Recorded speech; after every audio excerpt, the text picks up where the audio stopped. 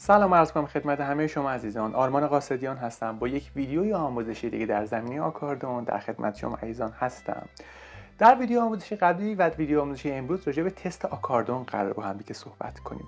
ویدیوی امروز قسمت دوم از تست آکاردئونه که خیلی ویدیوی مهمیه. حتما با من همراه باشید. در زمان کودکیم که تجربه‌ای نداشتم خیلی اتفاق افتاده بود که من برم ساز فروشی و ساز بخرم، ولی متأسفانه ساز خراب و مورددار رو به عنوان ساز نو و ساز خوب به من فروخته باشم و من خیلی ناراحت می‌شدم سر اون موقع. و حتی با اساتیدی که متأسفانه خیلی از اساتید خوب من زیاد داشتم، ولی اساتید بد هم داشتم که میرفتم ساز بخرم، حتی اون با دلاله صحبت میکرد، با هم دیگه زد و بند میکردن که مثلا ساز مورددار رو به ما بفروشن. حتی اگه ساز یه ذره ایراد داشتن میگفتن اشکال نداره اینش که خوبه، حتی استاد ما تاییدش میکرد و من به اون امید میرفتم میخریدم. ولی ساز که میومد خونم چند وقت بعد خودم میفهمم این مشکل داره ساز و خیلی سرخورده میشدم، حس بد میگرفتم. نمیخوام شما اینو تجربه کنید. تمام ویدیو آموزشی که دارم میگیرم، برای تک تک ویدیویی که میگرفتم دارم براتون میگیرم، تلاش کردم، وقت گذاشتم و در واقع با زحمت پیدا کردم اون مهارت رو، ولی دارم رایگان در اختیار شما عزیزان میذارم. دوست دارم هموطنان پیشرفت کنن، آگاه باشن، مخصوصا راجع به خرید ساز. نمیخوام مثل من سرخورده بشن، میخوام با دانش و آگاهی برن این ساز رو تهیه کنن. وقتی میبینم یه هنرجویی میره ساز میخره، با چه امید و انگیزه میاد پیش من سازو نشون بده، میخواد من باش کار کنم، میبینم سازش خرابه، خیلی دلم میسوزه، ولی خب به روش نمیبینم که سازت این ایرادا رو داره. ولی الان دیگه این ویدیوی آموزشی دارم برای شما میگیرم که دانش و آگاهی داشته باشین، با علم به این کار برین سازو تهیه کنید و دیگه خیالتون راحت باشه که خودتون بدون نیاز به استادتون و نیاز به تعمیرکار تست کنید. البته همیشه با استادتون مشورت کنید و از زیر نظر استادتون باشه، ولی خودتون هم تست نهایی رو انجام بدید که با خیال راحت ساز رو بخرید. بارها بوده هنرجوی رفته ساز خریده، اومده مثلا قفل یه طرف فانوسش قفل نداشته، به طرف فروشنده گفته کلا اینا یه قفل است، فانوس باید دو تا قفل داشته باشه، یا چمدون خراب و در و داغون داده، یا بعضی اصلا چمدون نداده گفته من یه ماه دیگه واسط میفرستم. یعنی چی؟ ساز باید درست باشه، سالم باشه. اگرم ایراد داره، خودت کسی که داره سازو میخره بدونه که این ایرادا رو داره، تخفیف بگیره ازش یا بگه تعمیرش کن، دور به من برگردون. بسیار پیام از طرف دلال‌ها و فروشنده‌های مختلف دارم که میگن ساز ما رو بفروش، انقدر درصد بهت میدیم. پره، اصلا این چیز معمولیه در این کار. ولی من هیچ وقت این کارو نمی‌کنم. من کسب درآمدم فقط طریق نوازندگی و تدریسه و به کار خودم میرسم و هیچ وقت این کار نمی‌کنم مثل خیلی از اساتید که مثلا سازو میخرن 50 تومن به شاگردا میدن 60 تومن، یا بابا یه سری دلالا کار میکنن میگن از طرف من اومد 10 تومن رو ساز بکش بفروش که اون 10 تومن به من برسه. حالا 10 تومن که چیز خوبیه، خیلی بیشتر از این حرفا میشه روی ساز خورد. ولی من هیچ وقت این کار نمی‌کنم و راضیم به درآمدی که دارم و درست‌تر میدونم و کارمو این میدونمش. کلا فروشنده‌های خوب رو میشناسم و با اونها کار میکنم. مثلا تو زمینه آکاردئون و پیانو که تخصصم هست، فروشنده خوب میشناسم و چون ازشون پورسانت هم نمیگیرن، با قیمت خیلی پایینتری به هنرجوها میفروشن و همچنین چون میدونن شاگرد منه، خیلی با خیال راحت و حساب شده سازو میفروشن و کاملا تست میکنن، در اختیار بچه‌ها میذارن. به خاطر من خیالم ازشون راحته و حس بهتری هم تو این قضیه دارم. میدونم که هنرجو هم خوشحال با قیمت بهتری هم میتونه سازو بخره و اینکه درآمدم از لحاظ تدریس و نوازندگی هستش. حالا میریم سراغ تست عملی ساز. این ویدیو آموزشی با عشق تقدیم به همه شما عزیزان. خب میریم سراغ تست چکش های آکاردئون که نیاز داریم شبکه آکاردئون رو باز کنیم. به این قسمت جلوی آکاردئون میگن شبکه. مال بعضیا یه زامن این بغل داره میکشی، یه زامن هم این سمت داره میکشی باز میشه. مال بعضی سازها مخصوصا ایتالیایی ها پیچ داره که بعد پیچو با پیچ گوشتی باز کنی، یه دونه این وره یه دونه این وره که باز میشه، که مال من مدل پیچی بود. حالا این شبکه رو من میتونم بازش بکنم. خب این شبکه به این صورت باز میشه. یه شبکه است که در واقع جلوی چکش ها قرار گرفت. اینها چکش های ما هستن و در واقع شما میبینید که اگر کلاویه ها رو فشار رو بدین، کلاویه ها رو بزنید، این چکش ها تکون میخورن. کاری که باید بکنید اینه که چکش ها رو چک کنیم که قشنگ این درز رو گرفته باشه و کاملا روی اینا قرار گرفته. بعضی چکش ها مثلا میبینید که نصف رو هوا هستش، نصفش بازه. اینا در واقع مشکل داره و باید تعمیر و رگلاژ بشه. ولی خب همونطور که مشاهده میکنید این چکش خوبه، قشنگ گرفته. شما میتونید یه بارم همه رو چک کنید، بالا پایین کنید و داخل و پایینشون رو نگاه کنین که خوردگی خراب، یا وقتی ممکنه چکش شکسته باشه، نصفش خراب باشه، یا چکش خوب عمل نکرده باشن، صاف مثل این توی خط قرار نگرفته باشن، کج راست باشن، خوب سوراخ‌ها رو نگرفته باشن. از این لحاظ باید چک کنین که چک کردن خیلی ساده‌ای هم هستش. این در واقع راحت ترین و اولین چک آکاردئون هست از لحاظ فنی و باز کردن آکاردئون. بریم حالا سراغ چک کردن اصلی که خواهیم زبون‌ها و در واقع رید بلاکس یا همون پلانکا و چیزهای دیگر رو چک کنیم. با من همراه باشید.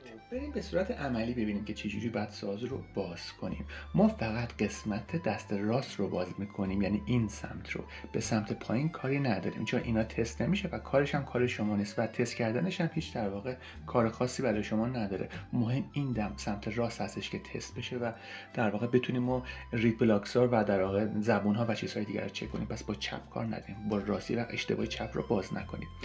به اینایی که این داخل هست نمیگن پیچ یا میخ، به اینها پین گفته میشه. 3 تا پین پشت آکاردئون هستش، میریم سمت اونور. 3 تا پین هم سمت جلوی آکاردئون هست که اینها باید باز بشه. اول از همه حواستون باشه حتما فانوس قفل باشه، دو طرف قفل باشه که این حالت صفر باشه. وقتی پینا رو باز می‌کنی یه وقت با لرزش آسیب به داخل ساز نزنه، حتما قفل باشه. حالا بریم ببینیم چجوری باید این پین ها رو باز کنیم. این پین ها به صورت کشویی هست، یعنی کشیده میشن بیرون. ابزاری که شما لازم دارین 2 تا ابزاره، یکی دم باریک هستش، یکی یه پیچ گوشتی دو سوی خیلی ریز. خب سازهایی که خیلی قدیمی باشن و مثلا زیاد باز و بسته شدن یه با همین دنبالیک بکشی باز میشه، ولی بعضی سازها مثل ساز من چون کم باز شدن یا سازهای آکبند نیاز داری پیچ گوشتی رو بیاری یه ذره زیرش بکشی بالا بیاری بیرون، بعد با این دنبالیکت بگیریش و بعد بکشیش به سمت بیرون. خیلی نرم حواستون باشه که آسیب نزنه به این اطراف، خط و خش نندازه. این پین در اومدهش. حواستون باشه که هر پین رو دقیقاً مال کجا هستش. شماره بندی کن. این مثلا شماره 1، این شماره 2، این شماره 3، پشتی هم همینطور، که دقیقاً هر پین رو جای مخصوص به خودش بذارید. چون این ساز دست سازه ممکنه این پینه مخصوص این باشه دیگه به این نشه گذاشتش. به خاطر این موقع جای انداختنش به مشکل نخورید. هر کدوم رو جای خودش بذاریدش. خب چون محدودیت تایم داریم که ویدیو رو بتونم آپلود کنم، یه کات میدیم، من اینا رو باز میکنم، دوباره میریم سراغ ادامه ویدیو. با من همراه باشید. خب من 6 تا پینم رو باز کردم، 3 تا پشت، 3 تا جلو. بریم با هم دیگه قفل فانوسمون رو باز کنیم که 2 تاست که این سمته، یکی هم اون یکی سمت سازه. حالا من میتونم اینو به راحتی دیگه بازش کنم. این قسمت سمت راست باز میشه. ببین عزیزان، این قسمت پلانکاهای دست راسته که اصلش رید بلاکسه ولی تو ایران به اسم پلانکا معروفه که یه ویدیو راجع پلانکا گذاشته بودیم. 3 تا پلانکا، ساز من 3 پلانکا از 80 بود، 3 پلانکا، 3 تا پلانکا داره و این قسمت هم پلانکای سمت چپ ساز شما هست که داره نشونش میده. خب اولین چیزی که باید چک کنید ببینید که این پلانکاهای ما چه تو دست چپ چه تو دست راست ما تمیز و شفاف باشه. الان مال من تمیز و شفافه، مومریزی کارخونه ایه. این نشون میده که قبلا ترک گنده یا زخم زیری نشده بوده که بعدن روش مومریزی کرده باشن خود در واقع تعمیرکار. چون اگه این کار انجام میشد این پلانکای من سیاه میشد و حالت کدر و سیاه به خودش میگیره. وقتی اینقدر تمیز و شفافه نشون میده که از زمان کارخونه تا الان پلانکای تعمیری نشده و ترتمیزه و در واقع مشکلی نداره. خودتون میتونید ببینید که خط و خشی نداشته باشه. چک کردن شما باید به این صورت باشه که ببینید خط و خشی نداشته باشه، ضربه‌ای نخورده باشه، مشکلی نداشته باشه و در واقع زبونه ها رو چک بفرمایید. اینها زبونه های ما هستن. این تیغای فلزی که شما میبینید زبونه های ما هستن که دونه دونه قرار گرفتن و این چیزای زردی که روشه بهشون میگن لایکا.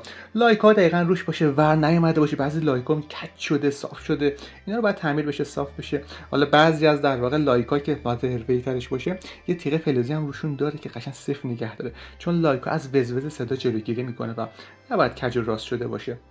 تمام اینا رو چک کنید. زبونه های من نشون میده که تعویض نشده. چرا؟ چون پرچ شده. ببین نکته مهمی که شما باید چک کنید، نکته بعدی این، علاوه بر اینکه پلانکا رو دیدی ببینید زبونه ها تعویض شده یا نه. از کجا بفهمید تعویض شده؟ زبونه‌ای که رو خودش باشه پرچ کارخونه‌ای شده، ولی اگر تعویض شده باشه پیچ و مهره شده باشه. اینم فوت کوزه‌گری بعدیشه. اگه این زبونه من عوض شده بود پیچ و مهره شده بود روش، نشون میده که این زبونه پس عوض شده بوده، این شکسته بوده عوض شده. ولی وقتی مال من همشون پرچ شده هست نشون میده که زبون ها فابریک کارخونه هستش. ولی خب من در واقع اگر یه وقت زبونم بشکنه، به هر علتی پیش میاد دیگه، شما 3 سالم ساز بزنید ممکنه زبونت بشکنه، عوض بشه، این عوض میشه، تعویض میشه، پرچ میشه، ممکنه پیچ و مهره میشه. ممکن برای منم اتفاق بیفته این قضیه. ایرادی نداره، فقط که اون زبونه رو برو چک کن ببین صداش با صدای فابریکی که روی کارخونه بود یکسانه یا نه. بعضی وقتا ممکنه که زبونه رو عوض کنن، مثلا سازمان اسمش بزلاچه، خود بزلاچه رو پیدا نکنن، یه زبونی از یه ساز دیگه روش بنازن، به خاطر این صدای اون با صدای بقیه نخونه.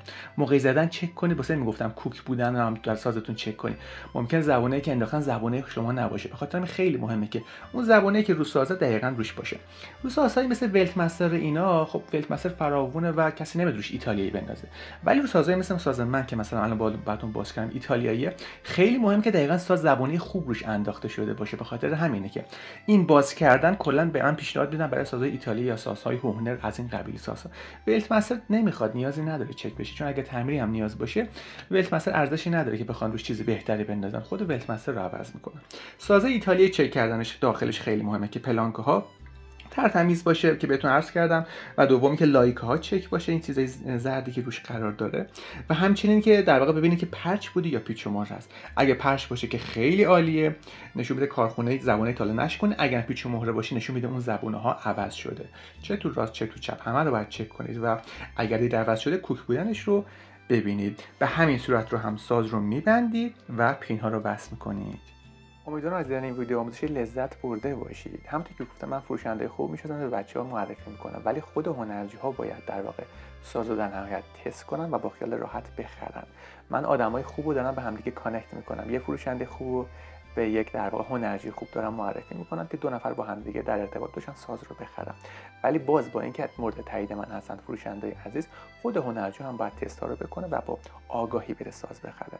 حتی اگر فروشنده دیگه که خودشون مد نظرشون هست، ولی با آگاهی و دانش بخرن. این ویدیو خیلی ویدیو آموزشی سختی برای من بود و کلی واسش زحمت کشیدم. این علم رو سالها طول کشید تا پیدا کنم و همچنین با کلی عشق دارم تقدیم شما عزیزان میکنم. امیدوارم که همیشه سلامت، شاد و